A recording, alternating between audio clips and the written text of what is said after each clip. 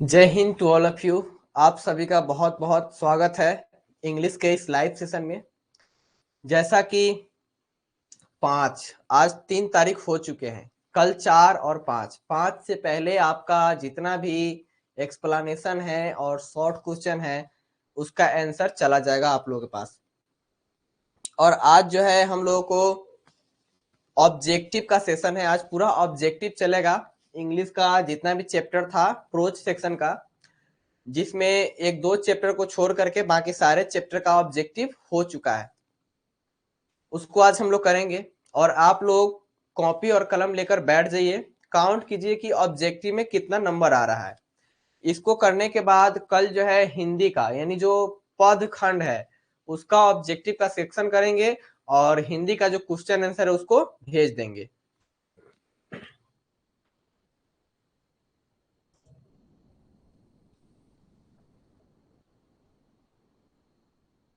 ठीक है नितेश बाबू, हम सर से बात करके भेज देते हैं।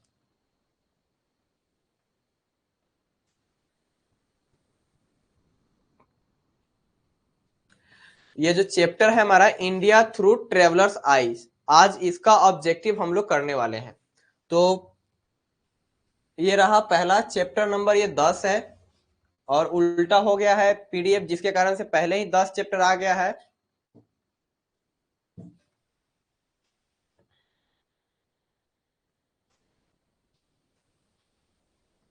विच type of prose piece is India through a traveller's eye, मतलब पहले आप लोग sir I happy new year, अच्छा हैप्पी न्यू ईयर उस दिन बोल ही दिए थे।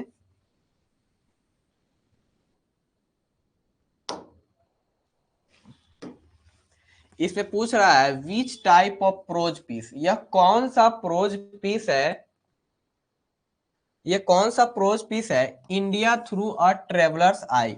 जैसा कि पूछा जाता है ना हर चैप्टर के बारे में कि वो क्या है, एसे है, स्टोरी है, तो उसी तरह से इसका बताना है कि इंडिया थ्रू अ ट्रेवलर्स आई क्या है।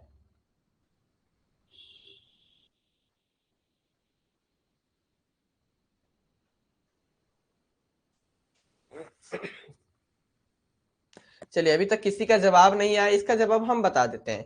यह जो है ऐसे भी नहीं है, स्पीच भी नहीं है और शॉर्ट स्टोरी भी नहीं है। यह जो है एक प्रकार का ट्रेवलॉग है। क्या है? ट्रेवलॉग, यानी यात्रा के द्वारा जो लिखा गया है उसको बोलते हैं ट्रेवलॉग। तो ये क्या है? हमारा ट्रेवलॉग है इंडिया थ्रू अ ट्रेवलर्स आई, इसको याद कर लीजिए। Who has retain India through travellers eyes, शुरू में ही आप लोग देख चुके होंगे कि इसके राइटर का नाम क्या है, तो एक बार बता दीजिए इसके राइटर का नाम क्या है।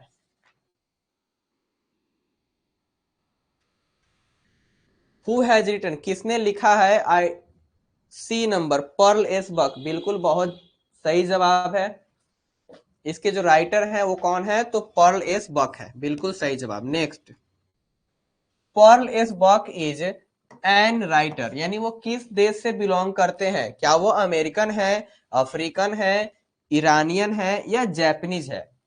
अगर आपको क्वेश्चन समझ में आता है तो आंसर आप अच्छे से देते हैं, इसीलिए हम सब क्वेश्चन को समझाते चलेंगे। तो यहाँ पे जो पर्ल एस बक है वो क्या है? एक अमेरिकन राइटर है। पर्ल एस बक कहाँ की राइटर है? तो अमेरिकन राइटर है। नेक्स्ट हमारा Pearl S Buck, Pearl S Buck had a और एन फैमिली डॉक्टर, उनके पास एक फैमिली डॉक्टर था। क्या वो फैमिली डॉक्टर चाइनीज था, इंडियन था, अफ्रीकन था या अमेरिकन था? तो जो पर्ल एस बक है उनका डॉक्टर कहाँ से बिलोंग करता था? चाइना से, इंडिया से या अफ्रीका से या अमेरिका से?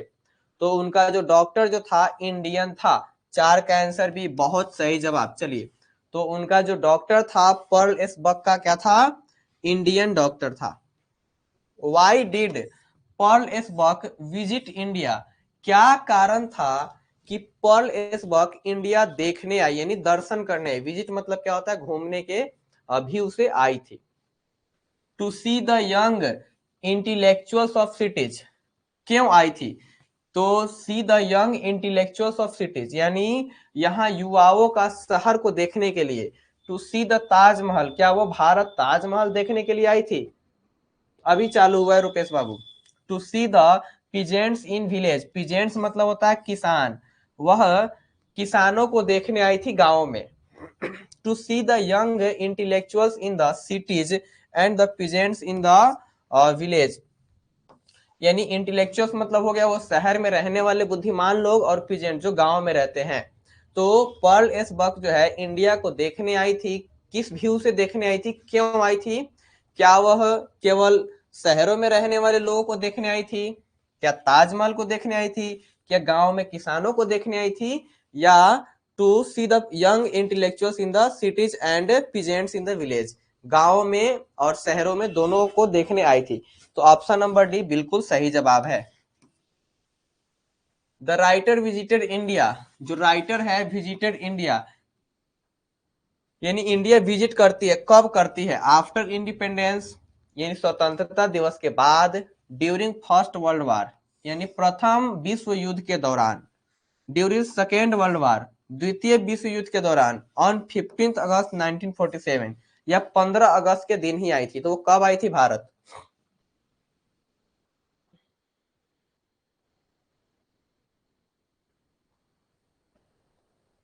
इसका आंसर हो जाएगा सी, ड्यूरिंग सेकेंड वर्ल्ड वार। कब आई थी? तो during second world war, before independence day. इसका और भी ऑप्शन हो सकता है, before independence day,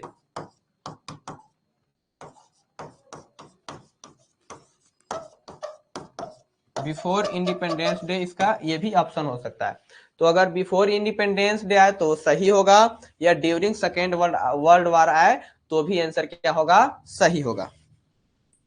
Who was the prime minister of England during the second world war, यानी जब वह भारत आई थी सेकेंड वर्ल्ड वार के दौरान, तो उस समय इंग्लैंड का जो है प्रधानमंत्री कौन हुआ, यानी कौन था? तो है नेवली चैम्बरलियन, ये है थर्सिया में, विंस्टन चर्चिल, रॉबर्ट वालपोल। तो इसमें जो है उस समय इंग्लैंड का प्रधानमंत्री कौन हुआ करता था? तो विंस्टन चर्चिल हुआ करता था। कौन हुआ करता था? Winston Churchill.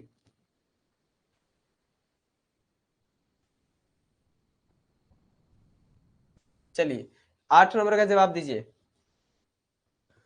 Who invaded Kashmir, who invaded Kashmir, Kashmir, who invaded Kashmir, Kashmir पे कौन आक्रमण किया था? American, African, Australian, Europeans? 8 का आंसर हो जाएगा डी, यानी कश्मीर पे जो आक्रमण किया था कौन किया था? तो यूरोपियंस किया था। According to the writer, the Indian belongs to dash race, यानी किस रेस को बिलोंग करते हैं? नेग्रोइड, ये हमारा कौसा सॉलिड यानी स्वाइड है, मंगोलिड, ऑस्ट्रालॉइड है, यानी किससे बिलोंग करता है इंडिया का रेस? मतलब रेस मतलब होता है चमड़ा, यानी किस तरह का चमड़ा है हम लोगों के देशों का, यानी हम लोग के देश के लोगों का, यानी इंडियन का।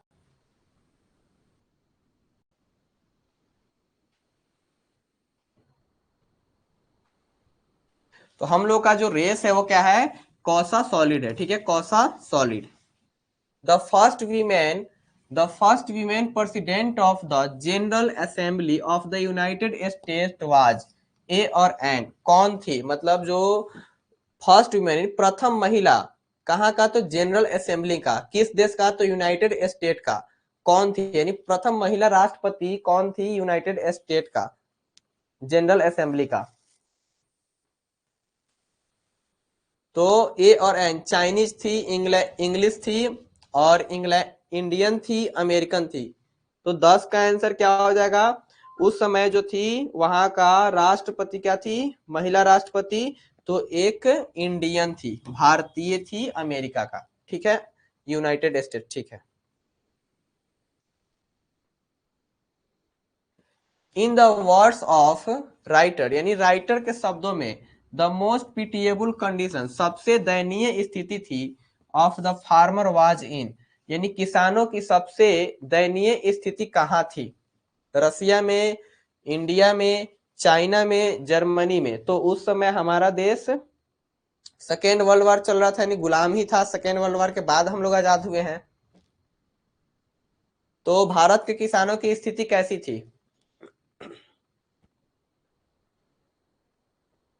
तो सबसे खराब स्थिति उस समय किसके, कहाँ के किसानों की थी? इंडिया के किसानों की। बहुत बढ़िया जवाब है।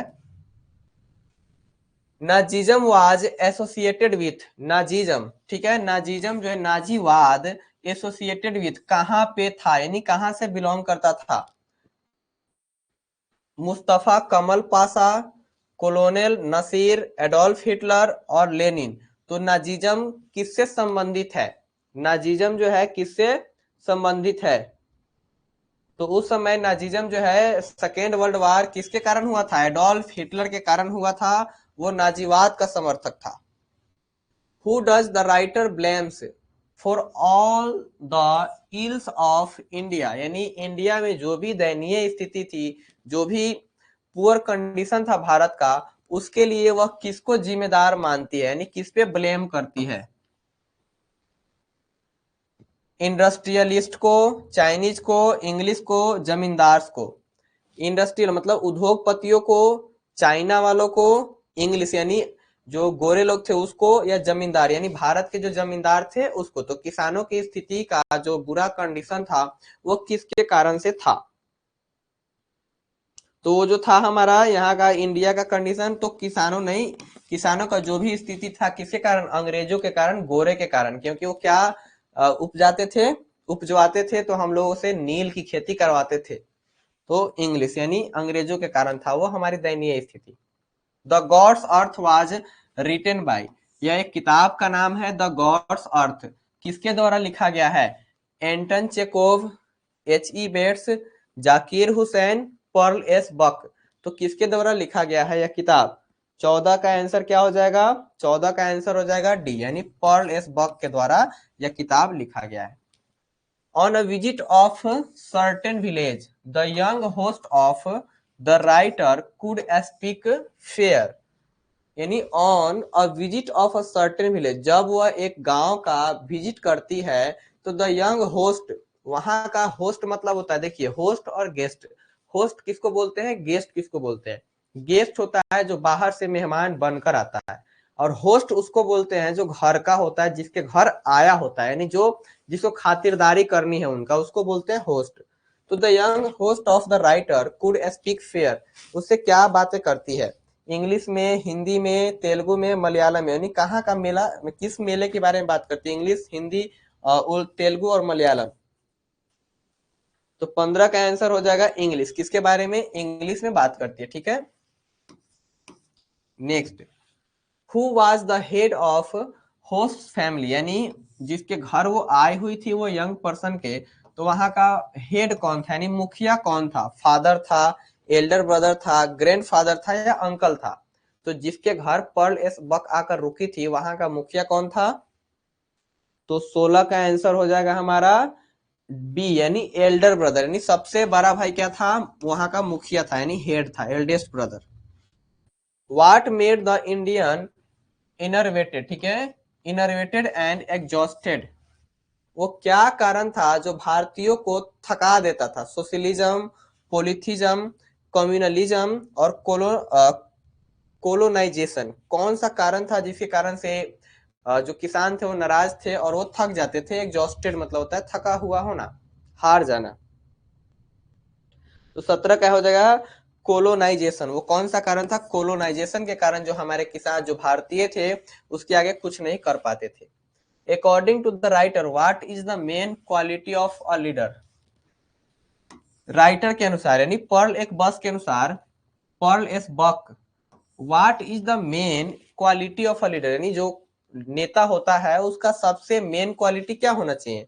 क्या वो एजुकेशन, यानी शिक्षित होना चाहिए, ऑनेस्ट यानी ईमानदारी होनी चाहिए उसमें, इनोवेशन होना चाहिए, सेल्फलेसनेस होना चाहिए। सेल्फलेसनेस मतलब होता है स्वाधीनता, मतलब स्वार्थी नहीं होना, सबके लिए बराबर सोचना। तो नेता को कैसा होना चाहिए? तो नेता को क्या होना चाहिए? सेल्फलेसनेस होना चाहिए, अपने बारे में नहीं सोचना चाहिए, जनता के बारे में सोचना चाहिए।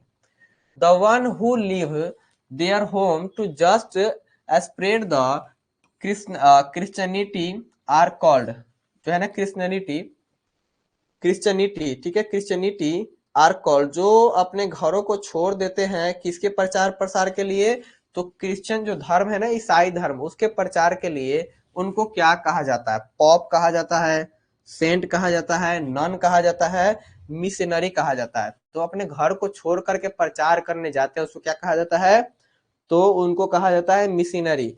तो जो मदर टेरेसा थी वो क्या थी, एक मिशनरी थी, ईसाई महिला थी। चलिए, which book of Paul S Buck is based on Indian background. Which book of Paul S Buck, यानी पॉल एस बक की कौन सी किताब बेस्ड है इंडियन बैकग्राउंड, जिसमें उन्होंने भारत के बैकग्राउंड के बारे में चर्चा की है।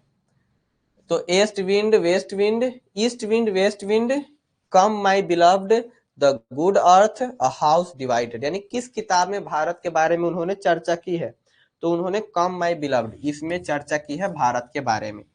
अब जो है हमारा नेक्स्ट चैप्टर है द आर्टिस्ट। कौन सा चैप्टर है, द आर्टिस्ट है। अब इसमें जान लेते हैं द आर्टिस्ट में आखिर क्या क्या पढ़ना है। सबसे पहले जो द आर्टिस्ट है उसके राइटर जो है सीगा नोया है, यहाँ पे ऑलरेडी दे दिया है, is a short story writer. तो सीगा नोया क्या है, मतलब कहाँ से बिलोंग करते हैं, चाइनीज है, जापानीज है, अमेरिकन है, कोरियन है। तो बताए ही थे सीगा नोया जब पढ़ाए थे तो कि सीगा नोया कहाँ से बिलोंग करती है, सीगा नोया कहाँ से बिलोंग करती है द आर्टिस्ट का,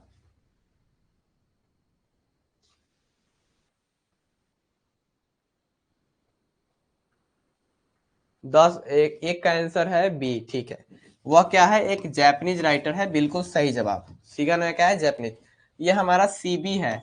इस चैप्टर में ये सीबी नाम के लड़के की कहानी है ना, गॉड का, वो क्या करता था, गॉड को खरीदता था, उस पर कुछ काम करता था पेंट वगैरह का, वो पढ़ा दिया गया। तो अब बताइए CB was dash years old, वो कितने साल का था सीबी,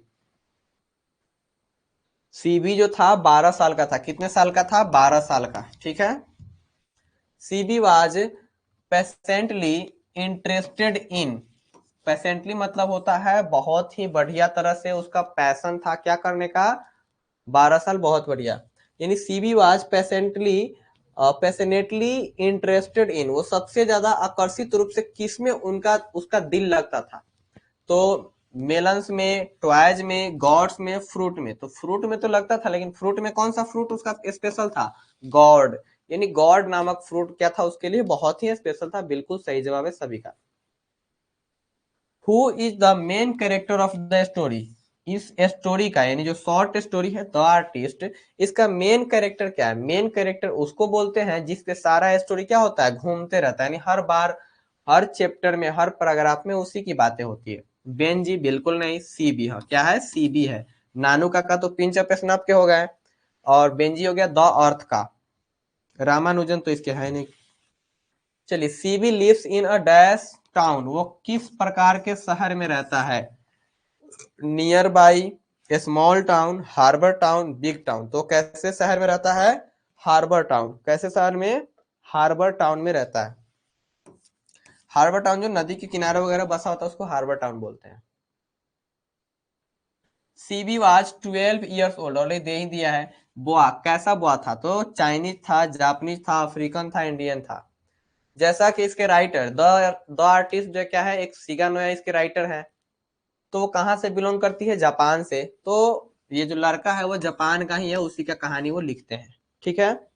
तो 6 का आंसर हो जाएगा हमारा, 6 का आंसर हो जाएगा बी। चलिए, CB was still at school, यानी वो किस स्कूल में पढ़ रहा था उस समय तक जब ये घटना हो रही थी, यानी जब ये स्टोरी लिखा गया था, तो वो सीबी किस स्कूल में पढ़ता था।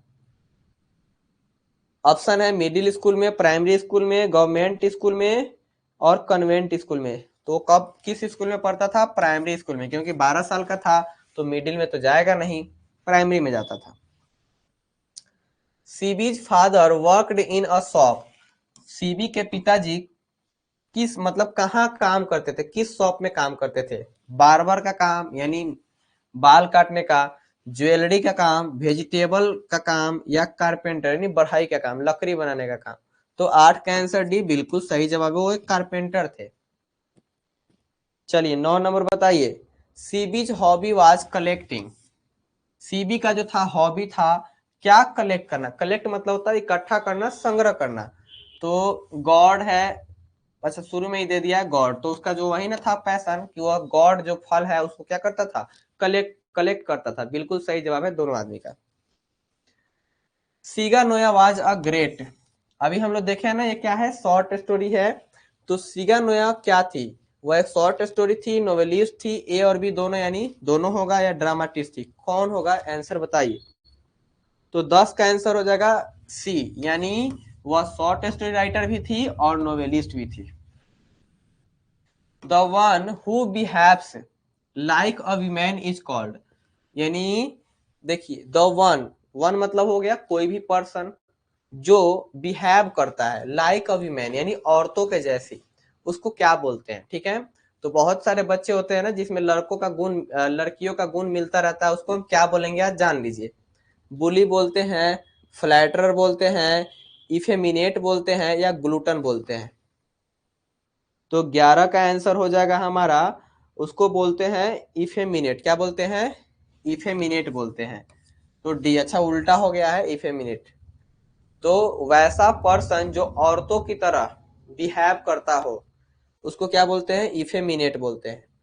विच teacher taught CB in classroom, यानी सीबी को क्लासरूम के अंदर कौन सा टीचर उसको क्या करता है, पकड़ता है जब वह गॉड के साथ खेल रहा था। साइंस के टीचर, सोशल साइंस के टीचर, इथिक्स के टीचर, मैथ्स के टीचर, तो कौन सा टीचर उसको पकड़ता है। तो 12 का आंसर हो जाएगा सी, यानी इथिक्स के टीचर उसको क्या करते हैं, पकड़ते हैं क्लास में। In how many cents did CB buy the special god from the old lady, वो जो बूढ़ी औरत है उससे जो है ये सीबी कितने में वो गॉड खरीदता है, 16 रुपया में, 15 सेन में, 20 सेन में, या 30 सेन में, कितने सेन में खरीदता है।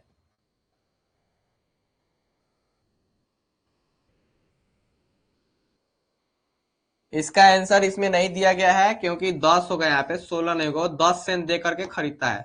कितने सेन दे करके, 10 सेन दे करके। तो ऑप्शन नंबर ए क्या होगा, सही होगा, ठीक है। बी नहीं होगा, 10 सेन दे के खरीदता है, वो गलत टाइपिंग हो गया था। What was CB doing with the god when he when the teacher caught him, यानी जब उसके शिक्षक ने उसको पकड़ा तो उस समय सीबी जो था, हाँ बिल्कुल सही जवाब। तो सीबी जो था क्लासरूम में उस गॉड के साथ क्या कर रहा था, पेंटिंग कर रहा था, पॉलिशिंग कर रहा था, चॉपिंग कर रहा था, ईटिंग कर रहा था। ईटिंग मतलब होता है खाना, चॉपिंग मतलब काटना, पॉलिशिंग मतलब जो पॉलिश करना, और पेंटिंग मतलब पेंट करना। तो क्या कर रहा था वो, पॉलिशिंग कर रहा था। क्या कर रहा था, पॉलिशिंग कर रहा था। चलिए बहुत बढ़िया, सही जवाब है। Which species of the god been mentioned in the chapter, यानी जो गॉड है वो गॉड मतलब क्या करता था, कलेक्ट करता था। तो उसका कौन सा स्पेसीज मतलब होता है ना प्रजाति, वो कौन सा प्रजाति जो है चैप्टर में मेंशन है। सिल्क गॉड, काला बास, बोटल गॉड, बैकिन गॉड, यानी किस तरह का गॉड को क्या करता था वो सीबी यूज करता था। 15 का आंसर हो जाएगा डी, यानी बैक इन गॉड को वो क्या करता था, यूज करता था, यानी उस गॉड का प्रजाति क्या था, तो बैक इन। 15 का आंसर डी होगा।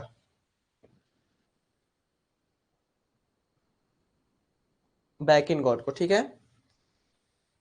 नैनीवा, ठीक है, Naniwa bushi is a type of dash in Japan. तो जो नैनिया बुशी है, ठीक है, नैनीवा बुशी किस टाइप का नाम है जापान में, गॉड का, गेम का, डांस का, म्यूजिक का। तो जो नैनीवा बुशी जो है वो क्या होगा, गॉड का ही टाइप हो, क्योंकि पूरी स्टोरी किस पे बेस्ड है, गॉड पे। तो वो गॉड का ही टाइप होगा, लेकिन गॉड का टाइप नहीं है। जो नैनीवा बुशी है वो क्या है, म्यूजिक का टाइप है। 10 का सी, बिल्कुल सही जवाब है कुमार सिंघानिया। वो म्यूजिक का टाइप है, ठीक है। ननीवा बुशी क्या है, जापान में एक म्यूजिक को बोलते हैं, ठीक। To whom did the teacher complain about CB, मतलब जब उसके सीबी जो है, सीबी को जब उसके टीचर पकड़ते हैं तो जाकर के किन से कंप्लेन करते हैं, फादर से, अंकल से, ब्रदर से, मदर से। तो जब वो पहुंचते हैं टीचर तो उस समय उनके फादर घर पे नहीं होते हैं, तो उनके मम्मी से कंप्लेन करके चले आते हैं, तो मदर से। CB is now dash in his pictures, CB is now dash in his pictures, attached, engaged, involved, engrossed. अब जो है CB is now dash in his picture, CB जो है अब अपने पिक्चर्स में कैसे है, ठीक है, हिज पिक्चर्स, अटैच्ड है, इंगेज्ड है, इन्वॉल्व्ड है, इनग्रोस्ड है, क्या है? तो 18 का आंसर हो जाएगा डी, यानी इनग्रोस्ड है, बिल्कुल सही जवाब है। चलिए अब जो है हमारा चैप्टर है अ चाइल्ड इज बोर्न, क्या है हमारा? अ चाइल्ड इज बोर्न, ठीक है। अ चाइल्ड इज बोर्न जिसके राइटर है जर्मन ग्रीर। तो which type of prose piece a child is born, a child is born जो है किस तरह का ये प्रोज पीस है, बताइए। स्टोरी है, स्पीच है, एसे है, जर्नी रिकॉर्ड है, क्या है? अ चाइल्ड इज बोर्न क्या है? तो अ चाइल्ड इज बोर्न क्या है? एक एसे है। जर्मन ग्रीड, ठीक है, जर्मन ग्रीड बिलोंग्स टू, यानी जर्मन ग्रीड कहां से बिलोंग करती है? चाइना से, इंग्लैंड से, अमेरिका से, ऑस्ट्रेलिया से। तो जर्मन ग्रीड का कौन सा देश से बिलोंग है उनका? तो दो का आंसर हो जाएगा डी, यानी ऑस्ट्रेलिया से वो बिलोंग करती है। Which of the following is the work of Germaine Greer, नीचे दिए गए में से कौन सा वर्क जो है जर्मन ग्रीड का है? Marriage and moral, arms and the man, the female eunuch, a bend in the Ganges. Germaine Greer तो कौन सा जो है उनका है? द फीमेल यूनक, क्या है? द फीमेल यूनक जो है जर्मन ग्रीड के द्वारा लिखा गया है। In dash societies except for remarkable accidents birth are always attended, यानी कुछ किस सोसाइटीज में कुछ घटनाओं को छोड़ दे तो जो बर्थ है यानी बच्चे का जन्म हमेशा बहुत ही अच्छे से सेलिब्रेट किया जाता है। टेक्नोक्रेट सोसाइटी में जो टेक्निकल का यूज करते हैं, मशीनों का यूज करते हैं, बिल्कुल नहीं। नॉन टेक्नोक्रेट सोसाइटी में, पेस्टोरल सोसाइटी में, पॉस्ट सोसाइटी में। तो नॉन टेक्नोक्रेट सोसाइटी में जहां पे मशीनों का उपयोग नहीं होता है वहां पे बच्चे का जन्म क्या बहुत धूमधाम से मनाया जाता है। Infant and mothers dash rate is greater in tradition birth, tradition birth मतलब क्या होता है? जो पारंपरिक तरीके से बच्चे का जन्म होता है उसको ट्रेडिशनल बर्थ बोलते हैं। तो उसमें इन्फेंट मतलब होता है शिशु, जो बच्चा जन्म हो लेता है वो चलता फिरता नहीं, गुरुकता भी नहीं, उसको बोलते हैं इन्फेंट।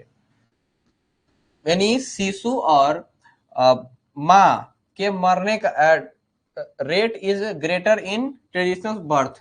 तो पारंपरिक जन्म में किसका दर जो है क्या है, मतलब बच्चे और शिशु का दर क्या है? फर्टिलिटी मतलब होता है जन्म लेने का दर ज्यादा है, बिल्कुल गलत है। मोरालिटी मतलब नैतिकता ज्यादा, ये भी गलत है। मोर्टालिटी, मोर्टालिटी मतलब क्या होता है? मरने का दर क्या है? बहुत ज्यादा है। जो पारंपरिक तरीके से बच्चे का जन्म होता है उसमें जच्चा और बच्चा दोनों को खतरा रहता है मरने का। The doctor who is specialized in pregnancy and childbirth is called, यानी वह डॉक्टर जो किसमें स्पेशल है? तो प्रेगनेंसी, यानी प्रेगनेंसी के दौरान और चाइल्ड बर्थ यानी बच्चे को जन्म कराने के दौरान, यानी डिलीवरी के दौरान जो स्पेशल डॉक्टर होते हैं उस डॉक्टर को क्या बोलते हैं? डर्माटोलॉजिस्ट, ये चमड़े का जो विशेषज्ञ होता है उसको बोलते हैं। ऑब्स्टेट्रिशियन, कार्डियोलॉजिस्ट, ये दिल का हो गया। न्यूरोलॉजिस्ट यानी नस का हो गया, तो उसको क्या बोलते हैं? ऑब्स्टेट्रिशियन बोलते हैं। जो प्रेगनेंसी यानी डिलीवरी के दौरान जो हेल्प करता है उस डॉक्टर के, उस वह स्पेशल डॉक्टर क्या कहलाता है? ऑब्स्टेट्रिशियन कहलाता है। नेक्स्ट है 7 नंबर। 7 नंबर है the doctor who is specialized in women's disease and reproductive issues.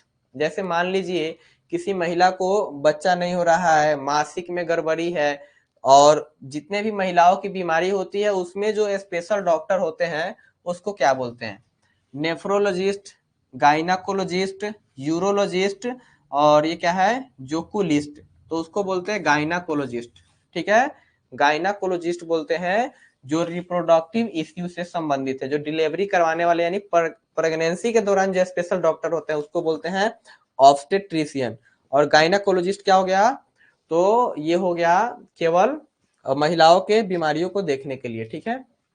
In some societies women are not accepted the member of the family until they dash a child। कुछ societies मतलब समाज में औरतों को तब तक accept नहीं किया जाता यानी फैमिली मेंबर के रूप में, अंटिल मतलब होता है जब तक वे बच्चे को क्या, तो बच्चे को जन्म नहीं देते। रियर मतलब होता है पालन करना, कोऑपरेट करना, टीच करना, गिव बर्थ, यानी जब तक वो एक बच्चे का जन्म नहीं देती थी उनको फैमिली का मेंबर नहीं माना जाता है, तो उसका हो जाएगा give birth. In dash societies child birth is a family affair. तो किस सोसाइटी में बच्चे का जन्म क्या है, ये जो फैमिली यानी पूरे परिवार के लिए खुशी की बात है।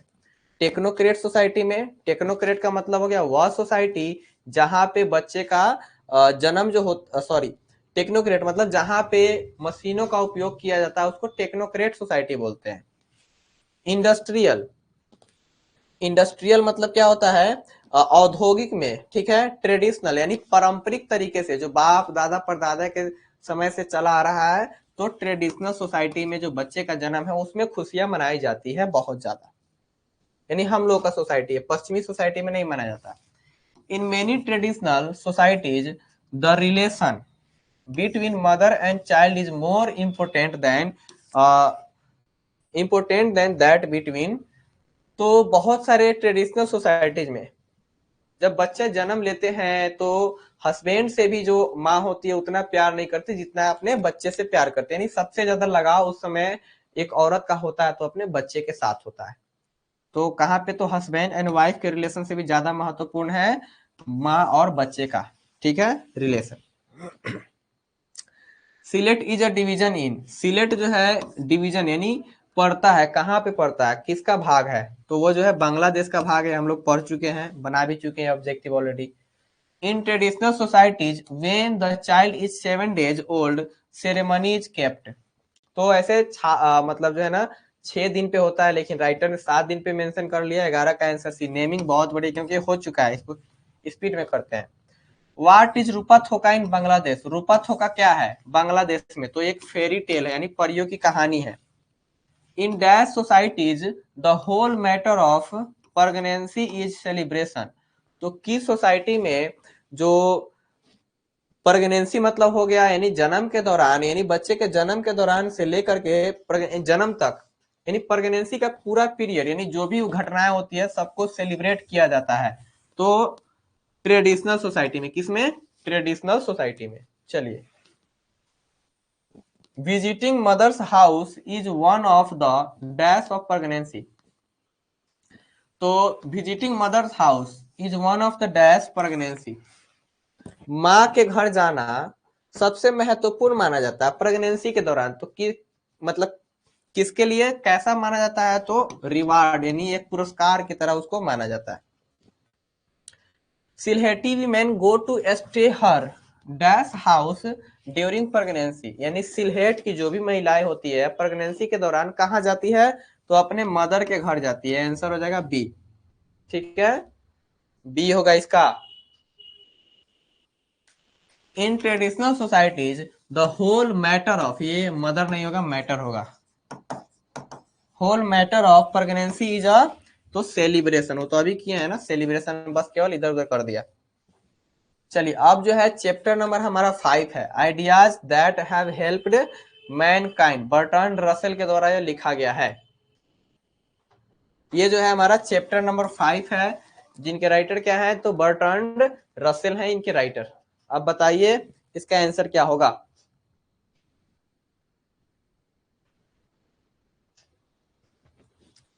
Who has written ideas that helped mankind, ideas that have helped mankind को किसने लिखा है, तो बर्ट्रांड रसेल ने लिखा है, बिल्कुल सही जवाब, ये भी हो चुका है। Bertrand Russell was a philosopher and a dash, यह फिलोसोफर होने के साथ साथ क्या है, साइकोलॉजिस्ट है, जियोलॉजिस्ट है, मैथमेटिशियन है, साइंटिस्ट है। वो क्या है, बर्ट्रांड रसेल। तो बर्ट्रांड रसेल जो है क्या है, एक मैथमेटिशियन है, फिलोसफर होने के नाते, होने के साथ साथ। अरे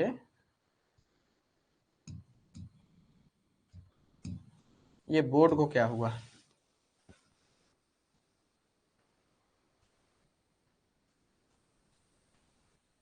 लगता है क्लास यहीं पे रहने वाली है। बोर्ड इज नॉट वर्किंग, तो I can not do anything. Mathematician थे Kumar Singhania, board is not working, what should be done, what should we do. अब हम लोग क्या करें, बोर्ड तो काम नहीं कर रहा।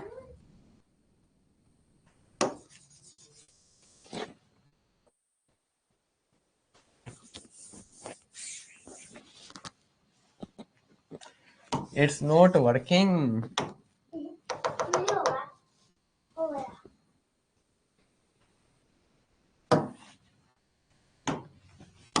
चलिए, आ गया। अब बताइए, Bertrand Russell was awarded Nobel prize for literature in the year. अब देखिए ईयर पूछ दिया है कि उनको किस साल जो है नोबेल प्राइज मिला था। बर्ट्रैंड रसेल वाज अवार्डेड, उनको अवार्ड किया गया था, दिया गया था। चलिए बोर्ड काम करने लगा, शायरी कल सुनिएगा। Awarded Nobel prize for literature in the year, यानी किस साल उनको जो है नोबेल प्राइज मिला था। तो उनको जो है नोबेल प्राइज 1950 में मिला था। ठीक है, 3 का आंसर क्या हो जाएगा हमारा, 3 का आंसर हो जाएगा बी। 4 नंबर बताइए आप लोग। Utilization of dash prove to be a milestone in a human progress. Human progress यानी इंसानों के प्रोग्रेस में कौन जो है एक माइलस्टोन सिद्ध हुआ। तो यूटिलाइजेशन ऑफ फायर, जब फायर का खोज इंसानों ने कर लिया तो ये सबसे महत्वपूर्ण खोज था और इंसानों के प्रोग्रेस के लिए। Has civilization taught us to be more towards one another. जब हम लोग के पास सभ्यता आई तो सभ्यता ने हमें क्या सिखाया, हमें सिखाया एक दूसरे का दुश्मन बन जाओ नहीं, एक दूसरे से गुस्सा करो नहीं, अपसेट एक दूसरे से नाराज रहो ये भी नहीं, फ्रेंडली एक दूसरे से क्या रहो, मित्र बन के रहो। The the taming of dash animals made life much pleasant, यानी किस प्रकार के, टेमिंग मतलब होता है पालन करना, तो किस प्रकार के जानवरों का पालन इंसानों के लिए बहुत ज्यादा खुशी का मतलब माहौल बना, यानी खुशी बहुत ही ज्यादा प्लीजेंट यानी बढ़िया सिद्ध हुआ। तो वील्ड यानी जंगली जानवरों का, वीक यानी कमजोर का, रोबस्ट डोमेस्टिक, तो डोमेस्टिक यानी पालतू जानवरों का उन्होंने जब टेमिंग करना शुरू किया तो ये उनके लिए बहुत ही खुशी की बात थी। Dash skills play a more important role than the congenital ones. Congenital मतलब हो गया जो जन्म के साथ ही हमको प्राप्त हुआ है उसको बोलते हैं कॉन्जेनिटल स्किल, और जो स्किल हम लोग सीखते हैं उसको बोलते हैं ट्रेडिशनल स्किल बोलते हैं। ठीक है, यानी एक्वायर्ड स्किल बोलते हैं। क्या स्किल? एक्वायर्ड। यानी एक्वायर्ड स्किल हमेशा इंपॉर्टेंट होता है क्योंकि रोना गाना हंसना चलना बोलना है तो सबको आ जाता है, लेकिन किसी को मोबाइल बनाने नहीं आएगा, कुछ खराब हो गया तो नहीं आएगा, रोटी बनाने नहीं आएगा, ये सब क्या है? एक्वायर्ड स्किल है। इन द ईयर 1946 से 47 a great percentage of bird and humans died due to, यानी इन बिटवीन 1946 टू 1947 बहुत ज्यादा यानी ग्रेट परसेंटेज यानी बहुत ज्यादा परसेंटेज में पक्षियों और इंसानों की मृत्यु हुई थी। किसके कारण? बाढ़ के कारण, भूकंप के कारण, हंगर के कारण, भूखमरी के कारण या वार के कारण। तो हंगर के कारण, क्योंकि उस समय जो है ना भूखमरी आ चुका था, फैमिन आ चुका था अपने देश में, जिसके कारण से बहुत लोग मर गए। 9 नंबर बताइए। द मोस्ट इंडुबिटेबल, ठीक है, the most indubitable respect in which ideas have helped mankind is. जो सबसे ज्यादा इंपॉर्टेंट आइडिया था वो कौन था जो इंसानों को मदद किया? मनी यानी पैसा, मशीन, कंप्यूटर, नंबर्स। तो नंबर्स जो है ना बहुत ज्यादा इंडुबिटेबल सिद्ध हुआ, किसके लिए? इंसानों के प्रोग्रेस के लिए। Bertrand Russell belongs to, Bertrand Russell जो है कहां से बिलोंग करते हैं? अमेरिका, अफ्रीका, इंग्लैंड और जापान। तो बर्ट्रांड रसेल जो है वो कहां से बिलोंग करते हैं? तो Bertrand Russell belongs to England, वो इंग्लैंड से बिलोंग करते हैं। According to Bertrand Russell, which of the following were not the ideas of pre-historian time? तो कौन सा आइडिया जो है हिस्ट्री यानी प्री हिस्टोरियन टाइम के नहीं है? इन्वेंशन ऑफ लैंग्वेज, लैंग्वेज का आविष्कार, यूटिलाइजेशन ऑफ फायर यानी आग की खोज, इन्वेंशन ऑफ प्रिंटिंग टेक्नोलॉजी यानी प्रिंटिंग टेक्नोलॉजी का खोज, टेमिंग ऑफ एनिमल्स। तो ये भी हो गया था, लैंग्वेज का आविष्कार भी हिस्ट्री से पहले हो गया था, आग का भी खोज हो गया था, और टेमिंग ऑफ एनिमल यानी इंसान जो है जानवरों को पालना भी सीख गया था। तो इन्वेंशन ऑफ प्रिंटिंग टेक्नोलॉजी बाद में आया।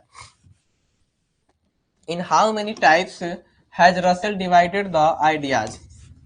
आइडिया को उन्होंने कितने पार्ट में बांटा है? दो पार्ट में, एक कॉन्जेनिटल आइडिया और एक क्या था? Acquired idea. The two ideas which contributed the mankind were knowledge and techniques, और दूसरा क्या था? तो moral and values, moral and politics, moral and invention, moral and wisdom।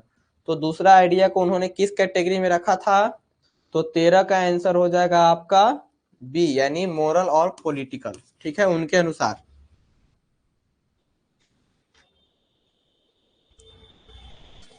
Every human death by starvation is preceded by a long period of anxiety trouble. मतलब बहुत ज्यादा लोग क्या हो गए थे? Every human death by starvation, यानी बहुत ज्यादा लोग जब स्टार्वेशन यानी भूख से मर गए, तो is preceded by a long period of, उन लोगों में क्या था? एंजाइटी था, यानी चिंता थी।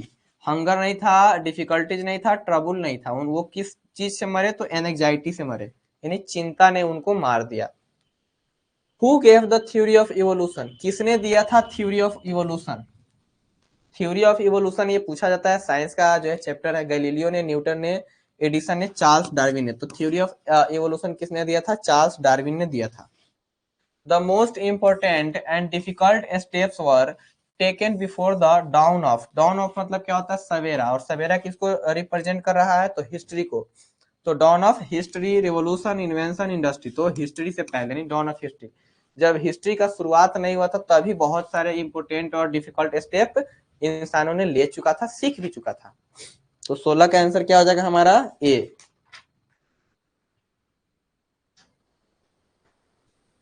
Roads to Freedom was written by, यानी जो रोड्स टू फ्रीडम है वो किसके द्वारा लिखा गया है? Martin Luther King junior, William Shakespeare, Bertrand Russell, और क्या है? महात्मा गांधी। किसके द्वारा लिखा गया है? 16 का आंसर ए। चलिए ठीक है, इसका बता दीजिए 17 का। तो बर्ट्रांड रसेल के द्वारा लिखा गया है roads to freedom. Next chapter है आई हैव अ ड्रीम, जिनके राइटर है मार्टिन लूथर किंग जूनियर, यानी नेगरों के बारे में चैप्टर बेस्ड है। उसके आजादी के लिए वहां पे क्या था? रेसिज्म था, यानी चमड़े के साथ भेदभाव किया जाता था।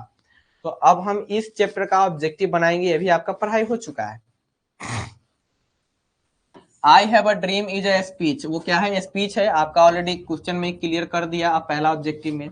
तो आई have a dream is a speech delivered by, किसके द्वारा दिया गया था? तो मार्टिन लूथर किंग जूनियर के द्वारा दिया गया था। एंड एज वी टॉक, जैसा कि हम लोग बोले, we make pledge that we shall, हम लोग को कसम खाना है कि हम लोग, सेल मतलब हो गया प्रोमिस करने के लिए, ऑलवेज बी सेटिस्फाइड, हमेशा संतुष्ट हो जाएंगे, ऑलवेज फाइट, हमेशा लड़ते रहेंगे, ऑलवेज हेट पीपुल, हमेशा लोगों से क्या करेंगे? मतलब नफरत करेंगे, ऑलवेज मार्च अहेड। वो बोले थे कि हम लोग को इस तरह का कसम खाना है, ऐसा वादा करना है कि हम लोग हमेशा आगे बढ़ते रहेंगे। चलिए, who fought for the rights of ghettos and negroes, किसने लड़ा था किसके राइट के लिए? राइट मतलब होता है अधिकार, घेटोज यानी घेटोज मतलब हो गया जो छोटे छोटे झोपड़ियों में रहने वाले लोग थे उनके अधिकार के लिए, और नेग्रो जो अमेरिका में जो काले लोग रहते थे उनके लिए। अब्राहम लिंकन, विलियम थॉर्ड, Martin Luther King Junior, Barack Obama. तो किसने लड़ा था? तो मार्टिन लूथर किंग जूनियर ने लड़ा था। 3 का आंसर क्या हो जाएगा? सी। 3 का आंसर हो जाएगा सी।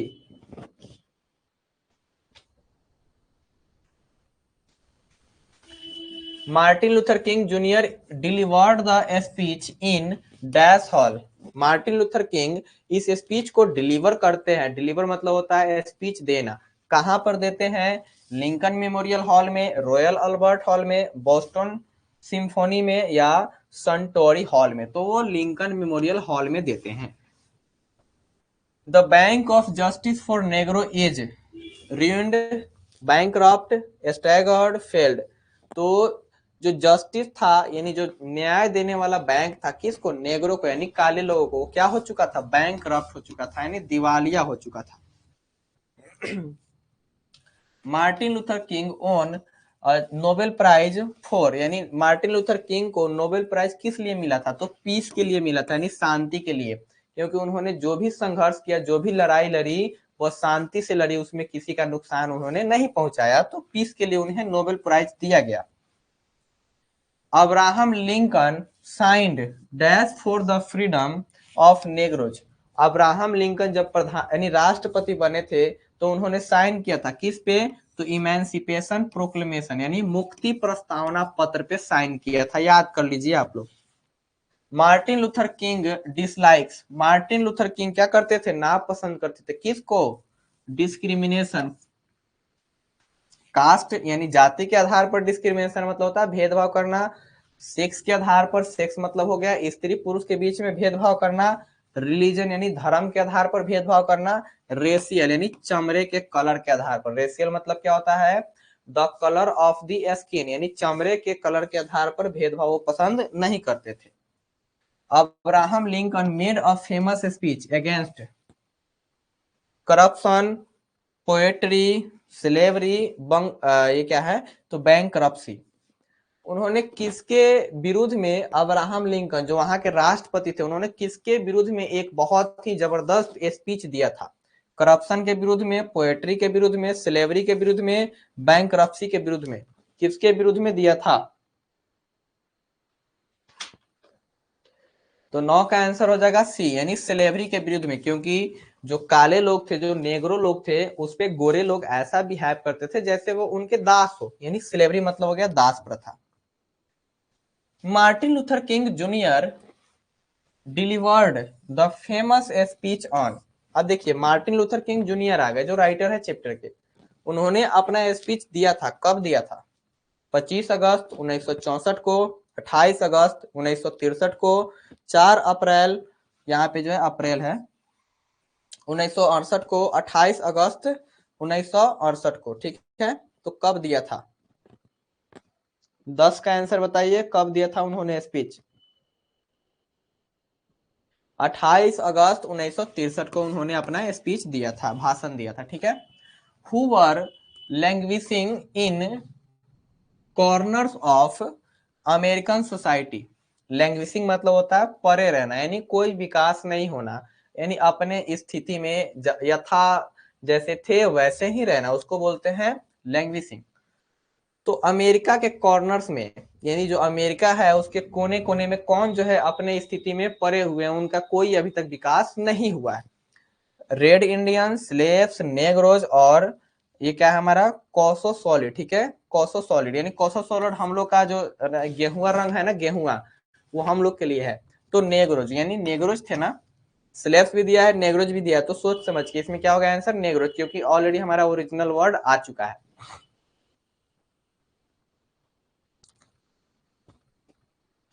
America has given the नेग्रोज dash which has come bank marked insufficient fund.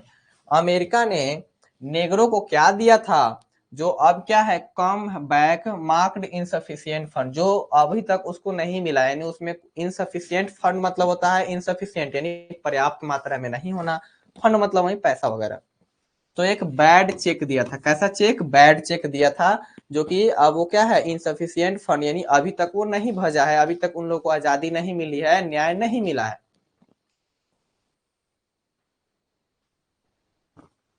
Who is known as black Gandhi. Black Gandhi के नाम से कौन जाना जाता है? तो मार्टिन लूथर किंग जूनियर जाने जाते हैं ब्लैक गांधी के नाम से। The condition of the नेग्रोज was, यानी जो नेग्रो का कंडीशन था वो कैसा था? ब्लेस्ड यानी खुशी खुशी, फ्राइटेनिंग मतलब डरावना, अलार्मिंग मतलब क्या होता है? जगाने वाला, और अपेलिंग मतलब क्या होता है? दयनीय। तो उनका स्थिति क्या था? बहुत ही दयनीय, गरीबी में थे वे लोग। Martin Luther advocates struggle, Martin Luther जो है कैसे स्ट्रगल को एडवोकेट करते थे, मतलब क्या करते थे? सलाह देते थे। तो वायलेंट यानी अहिंसा, अहिंसा वायलेंट मतलब होता है किसी को मार काट करना, नहीं दे तो लाठी से मारो, अपना हक ले लो। नॉन वायलेंट मतलब होता है अहिंसा, जिसमें नहीं भी दे तो हमें बात से ही कहना है कि दे दीजिए, हमारा हक दे दो। ब्रीफ मतलब क्या होता है? संक्षिप्त रूप से स्पिरिचुअल, स्पिरिचुअल मतलब हो गया भजन करके, हरे राम हरे कृष्ण करके अपना अधिकार मांगना। तो स्पिरिचुअल भी नहीं बोले थे, वो क्या बोले थे? नॉन वायलेंट, ठीक है, यानी अहिंसा के रूप में। Martin Luther wants justice roll down like, Martin Luther चाहते थे कि हमारे देश में जो जस्टिस है, न्याय हो, वो किस तरह से बहे। रोल डाउन मतलब क्या हो गया? यानी बहना। हनी यानी शहद की तरह, मिल्क यानी दूध की तरह, वाटर और स्टोन, तो वो पानी की तरह क्या बहाना चाहते थे? जस्टिस को बहाना चाहते थे। Martin Luther King junior was a great orator and a dash of America. तो क्या थे वो? मार्टिन लूथर किंग जूनियर जो है एक ऑरेटर थे। ऑरेटर मतलब होता है वक्ता, यानी भाषण देने वाला। और उसके साथ साथ क्या थे? तो फिलोसोफर थे, डॉक्टर थे, पॉलिटिशियन थे, सोशल एक्टिविस्ट थे। तो क्या थे? सोशल एक्टिविस्ट थे। भाषण देने के साथ साथ वो भाषण किस लिए देते थे? तो समाज के उद्धार के लिए, समाज के हक के लिए देते थे। तो सोशल एक्टिविस्ट, उसको एक्टिविस्ट बोलते हैं उसको। The lips of government of dash are silent, कहाँ का जो गवर्नर है, ठीक है, तो कहाँ का गवर्नर का जो है मुंह बिल्कुल बंद था इस मुद्दे पे, वो इस पे कुछ बोलते ही नहीं थे। जॉर्जिया का, लुइसियानिया का, लुइसियाना का, या कोलोराडो का, अल्बामा का। तो अल्बामा का जो गवर्नर था उसका मुंह इस बारे में क्या था? साइलेंट था। Martin Luther King junior dreams that one day the desert state of Mississippi will transform into an dash of freedom। देखिए, मार्टिन लूथर किंग का सपना था कि एक दिन जो डिजर्ट स्टेट है, डिजर्ट मतलब होता है वीरान जगह, जहां पे क्या होना? कोई नहीं होना। मतलब वीरान मतलब होता है जहां पे कोई नहीं हो, बिल्कुल सुनसान हो, उसको बोलते हैं desert state of Mississippi will transform. क्योंकि मिसिसिपी जो है ना बिल्कुल वीरान हो गया था, किस मामले में? तो यानी न्याय के मामले, वहां पे बिल्कुल न्याय नहीं मिलता था। किनको? तो काले लोगों को, नेगरों को। Will transform into an dash of freedom, अब वो जो है किस में ट्रांसफॉर्म हो गया है? ओशियन में, ओएसिस में, एसलियम में, और इनक्लोजर में। एसलियम मतलब होता है अनाथालय होता है, नहीं ऑर्फेन जो होता है, एसलियम मतलब दूसरा कुछ होता होगा, ठीक है। वो चाहते थे ओएसिस में, यानी उसका केंद्र बनेगा किसका? तो फ्रीडम का केंद्र बनेगा, आजादी का केंद्र बनेगा। Martin Luther dreams that one day his children would be identified not because of their skin but by the content of their dash। उनका सपना था कि एक दिन आएगा जब हमारे बच्चे होंगे तो हमारे बच्चों को कोई चमड़े के कलर के आधार पर नहीं पहचानेगा, उसको उसके गुणों के आधार पर पहचाना जाएगा। तो कैरेक्टर यानी चरित्र के आधार पर। Martin Luther King junior was assassinated, उनको मारा गया था। कब मारा गया था? 4 अप्रैल 1964 को, 4 अप्रैल 1968 को, 28 अगस्त 1964 को, 28 अगस्त 1968 को। तो उनको कब मारा गया था?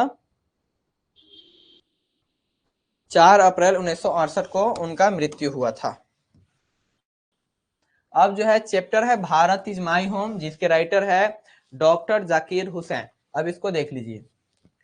विच type of prose piece is Bharat is my home. तो भारत इज माई होम क्या है? यह भी एक स्पीच है। किसके द्वारा दिया गया है? तो डॉक्टर जाकिर हुसैन के द्वारा दिया गया है। चलिए,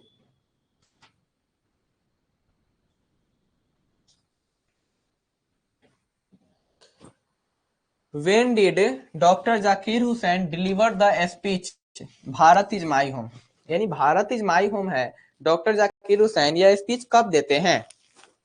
ये लास्ट चैप्टर है। अब इसके बाद में हम पूछ लेते हैं कि आप लोगों को कितना मार्क्स आया। तो अभी बने रहिए लाइव में। 1967 में क्या किए थे, वो अपना भाषण दिए थे जब वो क्या बने थे, भारत के राष्ट्रपति बने थे।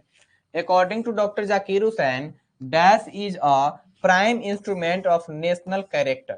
ठीक है, वो कहते थे कि अगर नेशन को अगर अच्छा बनाना है, नेशन का चरित्र अच्छा करना है, नेशन को यानी जो राष्ट्र है उसके उन्नति के लिए सबसे इंस्ट्रूमेंट मतलब होता है, प्राइम इंस्ट्रूमेंट मतलब क्या होता है, अच्छा औजार जिसको इंस्ट्रूमेंट हम लोग बोलते हैं, वो क्या है, तो एजुकेशन है। अगर हम एजुकेशन दे देंगे सबको तो हमारा देश अपने आप तरक्की करने लगेगा। Doctor Zakir Hussain was born in and died in, कब जन्म लिए थे, कब मरे थे, 1895 से 1895 में, 1895, 1966, 1896, 1967, 1897, 1968, 1897, 1969, यानी कब जन्म लिए थे, कब मरे थे। तो जन्म मरण तो हमेशा पूछा जाता है। उनका जन्म जो है 1897 में हुआ था और मृत्यु 1969 में हुई थी। Doctor Zakir Hussain was born in, इनका जन्म कब हुआ, कहाँ पे हुआ था, ठीक है, बंगलौर में, हैदराबाद, दिल्ली, अलीगढ़। तो कहाँ हुआ था इनका जन्म, इनका जन्म जो है हैदराबाद में हुआ था।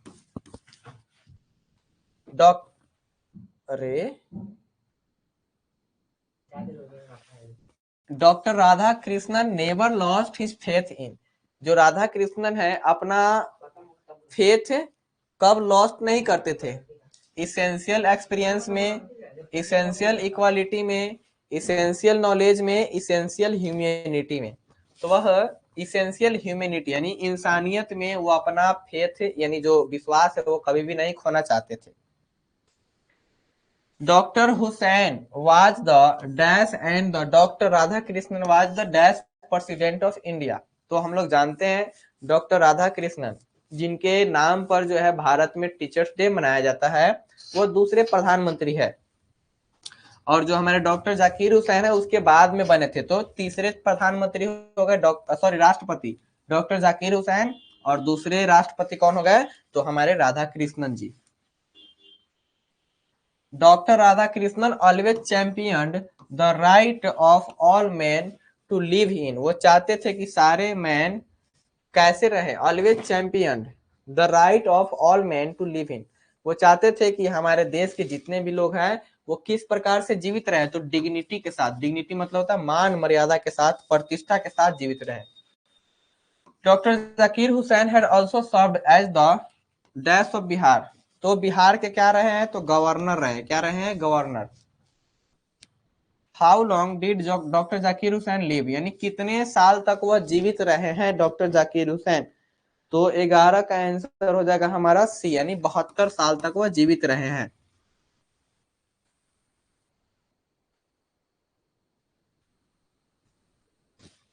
चलिए, what was the tenure, tenure मतलब होता है कार्यकाल, doctor Zakir Hussain as the president of India, यानी भारत के राष्ट्रपति के रूप में उनका कार्यकाल कितने दिनों का रहा है, कितने साल का रहा है, 67 से लेकर 69 तक, 66 से 69 तक, 65 से 69 तक, 64 से 69 तक, यानी कहां से कहां तक उनका कार्यकाल रहा है। तो उनका कार्यकाल जो है 67 से लेकर के 69 तक रहा है।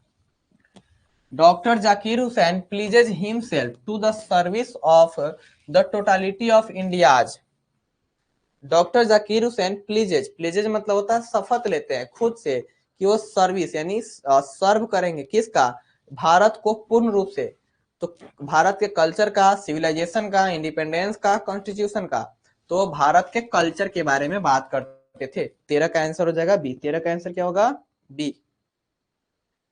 एज अ प्रेसिडेंट यानी प्रेसिडेंट होने के नाते doctor Zakir Hussain was preceded by, जो है ना प्रेसिडेंट होने के नाते डॉक्टर जाकिर हुसैन प्रीसीडेड यानी किनके बाद में बने थे, तो Radhakrishnan, doctor Rajendra Prasad, doctor Radhakrishnan, कौन, तो डॉक्टर राधा कृष्णन के बाद बने थे।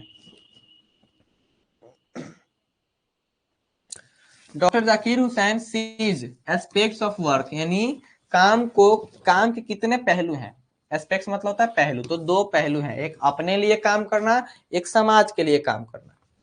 On which occasion did doctor Zakir Hussain deliver the speech? इस स्पीच को उन्होंने कब दिया है? Taking oath as the governor of Bihar, taking oath as the VC of JMI, vice chancellor of JMI यानी जामिया मिलिया इस्लामिया, वो स्कूल है, ऑन रिपब्लिक डे यानी गणतंत्र दिवस के, taking oath as the president of India, जब वो राष्ट्रपति बन रहे थे तो उस समय जब शपथ ले रहे थे तो भाषण दिए थे।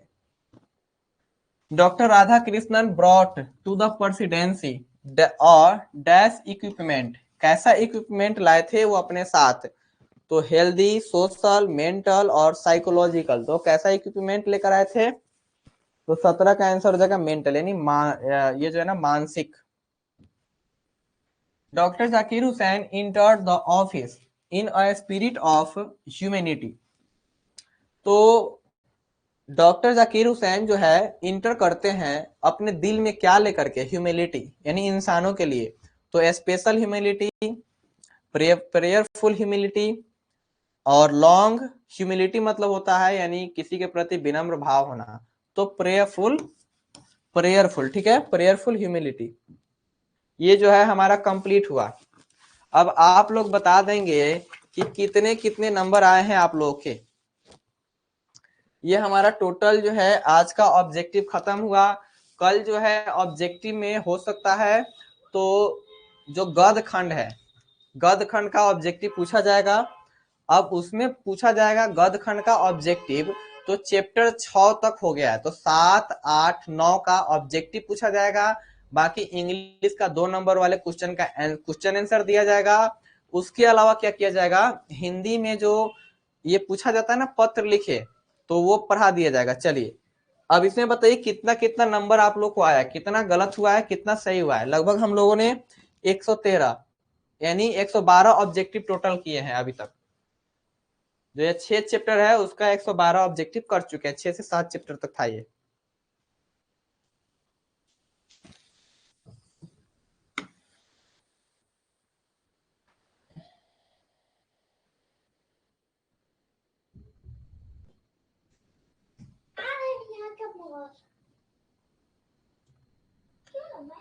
कुमार सिंघानिया का मात्र 7 गलती हुआ है, बाकी लोग विकास कुमार यादव, रुपेश कुमार, अनीश कुमार, प्रिंस कुमार, आप लोग नहीं बनाते हैं क्या?